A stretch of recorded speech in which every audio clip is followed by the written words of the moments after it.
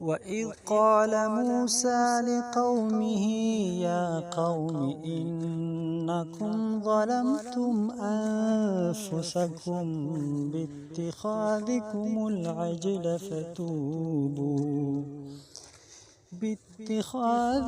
العجل فتوبوا إلى بارئكم فاقتلوا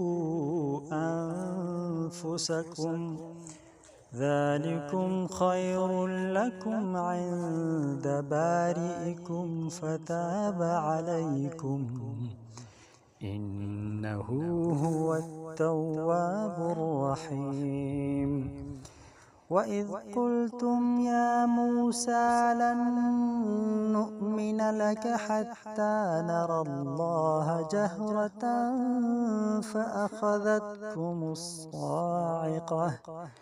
فأخذتكم الصاعقة وأنتم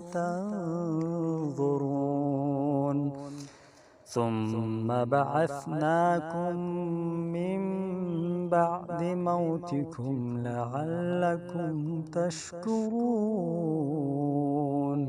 وظللنا عليكم الغمام وأنزلنا عليكم المن والسلوى كلوا من طيبات ما رزقناكم وما ظلمونا ولكن كانوا أنفسهم يظلمون.